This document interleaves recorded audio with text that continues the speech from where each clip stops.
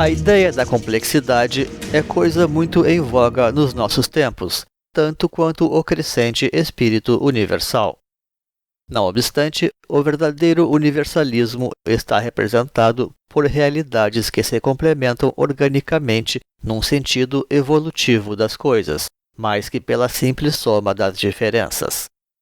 E este é um ponto qualitativo que representa um diferencial muito importante em relação às culturas da quantidade de tempos materialistas como os nossos, onde o convívio das diferenças é sempre coisa errática e superficial. O mundo antigo estava, por sua vez, profundamente representado por este espírito universal, para fazer alusão à natureza multidimensional da existência, através de um simbolismo aglutinador das energias da matéria, da alma e do espírito. As representações deste universalismo estavam então organizadas de muitas e diferentes maneiras, nas suas teologias e nas suas concepções políticas e sociais. Naturalmente, estas elevadas ideias nasceram das mais altas dimensões da realização humana, e por esta mesma razão, além de fundarem religiões e cosmogonias, alimentando os mitos e inspirando profecias, estas sínteses também nutriram, como nada mais, o próprio coração das escolas de mistérios.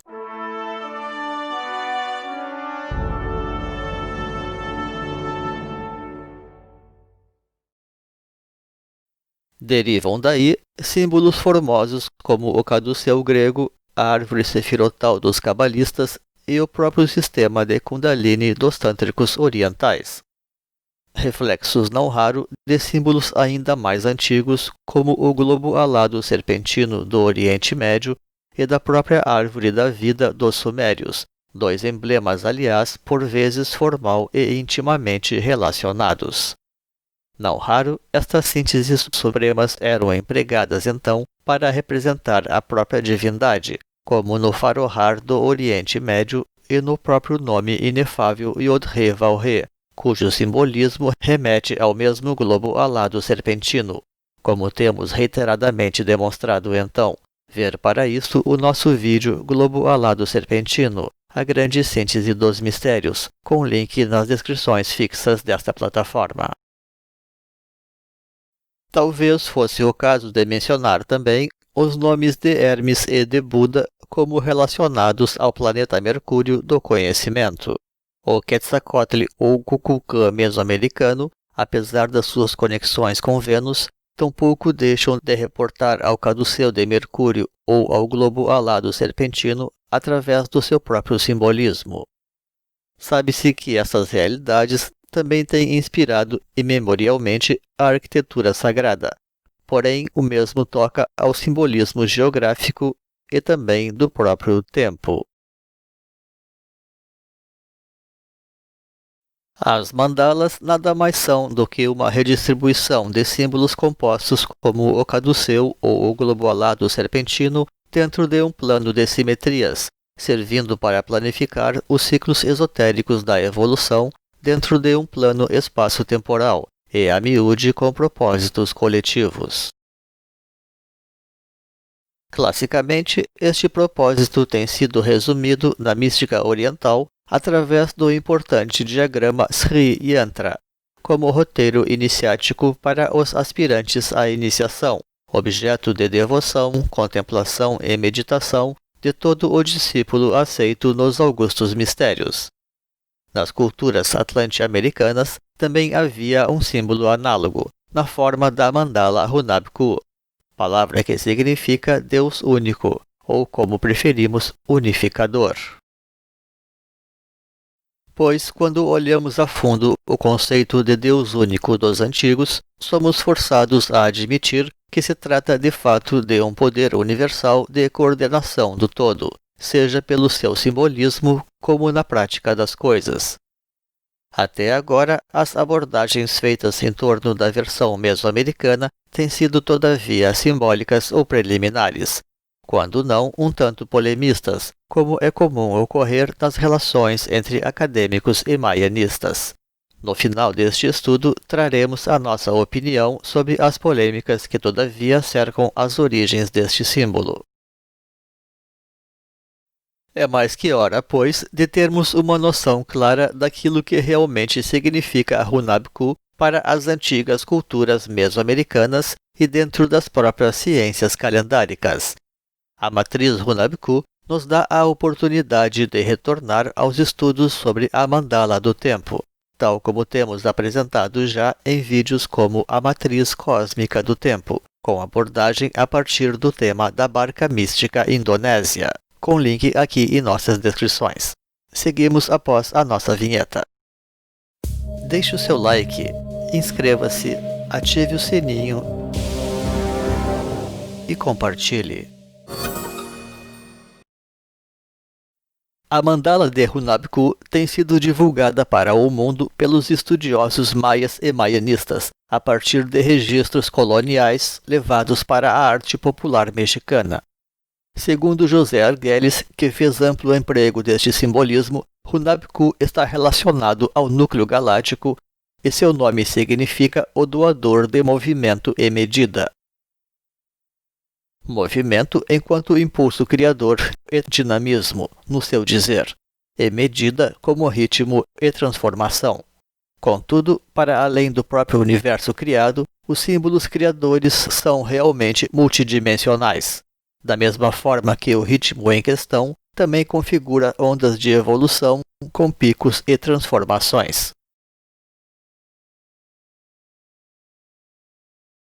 Obviamente, os princípios da mandala seguem realidades naturais, mesmo tão simples como as partes do dia, as fases da lua ou as estações do ano. Não obstante, tais coisas servem apenas como símbolos e analogias, posto que seus verdadeiros conteúdos são subjetivos, mesmo sendo capazes de movimentar realidades históricas. No coração dual de Hunabku, assim como no próprio símbolo do Tal, está muito mais em jogo as forças da luz e das trevas, ou do espírito e da matéria, do que propriamente processos materiais de manifestação e absorção físicas de algum cosmos em particular.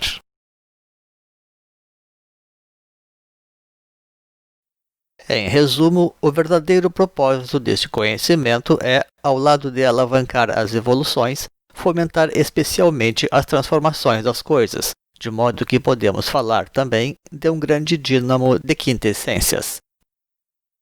Esta é uma das razões pelas quais a imagem maia de Hunabku porta um chapéu de dragão, símbolo da energia quintessencial de síntese e de coordenação. Juntamente com o símbolo Olin, do qual vem a ser de certa forma apenas uma variante, a mandala de Hunabku representa um evidente protótipo ou esquema geral das ciências dos calendários mesoamericanos e de todas as tradições de modo geral, especialmente aqueles compostos ou mais complexos que adquirem na prática a natureza de mandalas. O tema em destaque em vermelho é de origem maia, sendo considerado uma versão maia da Cruz das Árvores de Acima, concebida pelos refinados povos mistecas.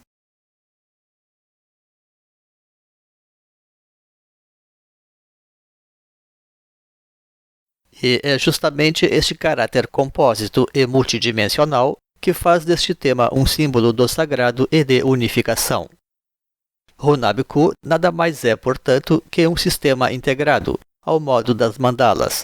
A mandala é um calendário orgânico, sistêmico e unificado, com conteúdo e continente, como um organismo, portanto, ou como uma espécie de entidade.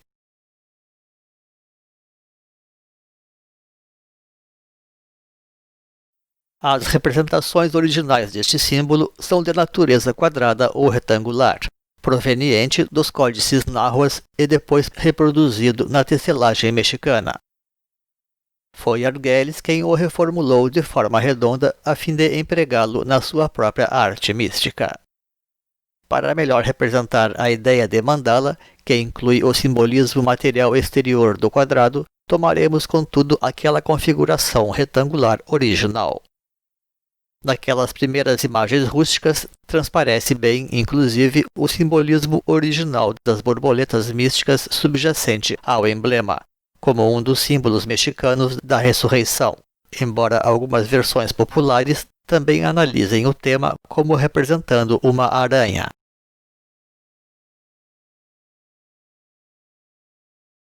O simbolismo da borboleta é, contudo, tão profundo entre os mesoamericanos que ele inclusive substituía a cruz ansata, que é o símbolo egípcio da vida, como narigueira sagrada doadora do alento vital.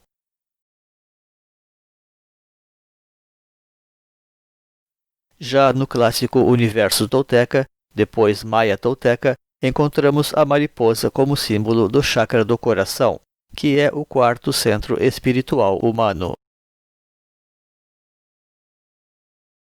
Podemos entrever neste caso, dentro da didática particular do simbolismo nativo, que o conjunto do símbolo vela, da mesma forma, o processo completo da evolução da borboleta, visto sempre em termos de 4 etapas, a saber, ovos, lagarta, crisálida e mariposa. Naturalmente, a evolução espiritual também atravessa etapas análogas na sua formação, ou pelo menos assim deveria acontecer para que realidades íntegras e completas realmente possam vir à luz.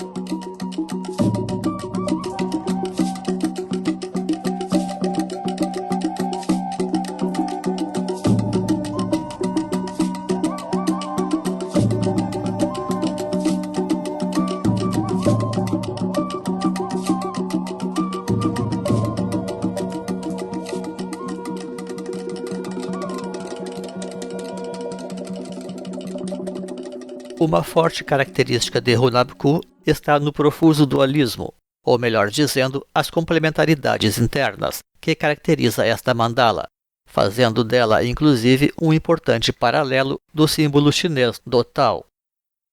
Tal coisa vai diretamente ao encontro dos importantes ciclos que regem a evolução da humanidade, onde a ideia da dialética é bastante difundida, inclusive em torno de realidades tão grandiosas como são aquelas dos ciclos de Manvantara e Pralaya da cultura hindu.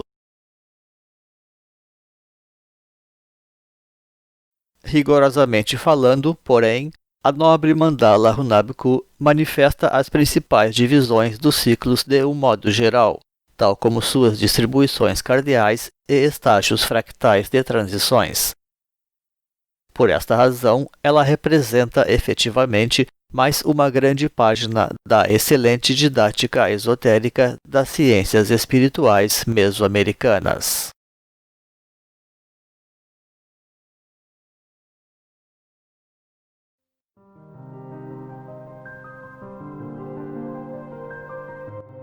E com isto chegamos ao final de nossa apresentação, onde nos toca apenas apresentar uma breve defesa deste precioso simbolismo mesoamericano, para além até mesmo das formalidades e das limitações de ótica convencionais. Pois para nós nada pesam certas polêmicas que cercam as origens do nome e também do próprio símbolo de Hunabku, posto que este belo emblema pode falar por si mesmo.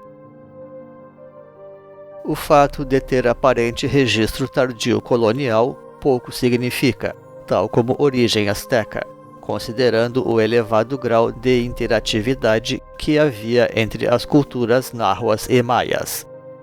Uma prova eloquente disto seriam os calendários comuns a ambas as culturas, que, desde muito cedo, se irmanaram para concorrer como herdeiras das grandes tradições fundadoras dos Olmecas e dos Zapotecas. E o dito símbolo de Hunabku nada mais é do que um protótipo das energias gerais que dominam estes calendários e mandalas, como vimos, de modo que tais polêmicas apenas engrossam a rede de filigramas acadêmicos sem qualquer importância. Há várias formas, enfim, de identificar o princípio unificador na grande cultura maia-náhua. Com efeito, o deus maia supremo Itzamna, o qual os eruditos afirmam haver inspirado a ideia de um deus único ou absoluto na forma Hunabku, dentro das crônicas de Chilambalam, é também responsável pela criação do calendário, além da própria escrita.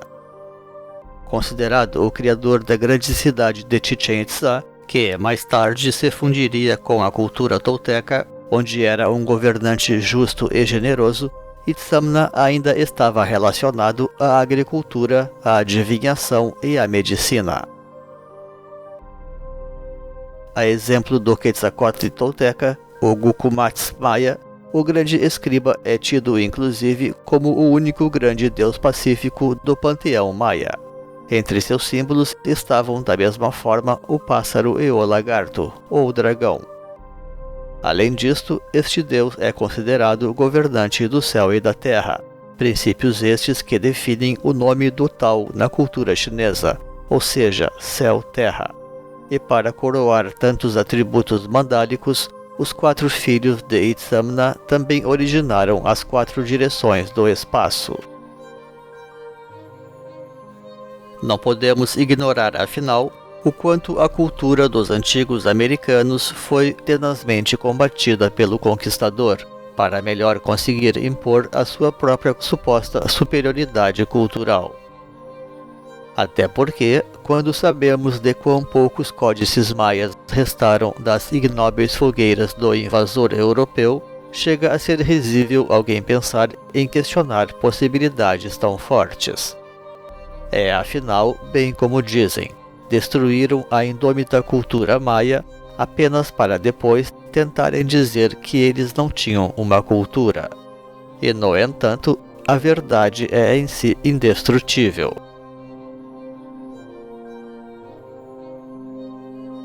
Agradecemos então pela sua companhia.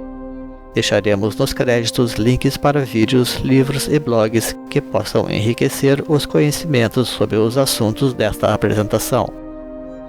Um grande abraço e até uma outra oportunidade neste canal. Pax.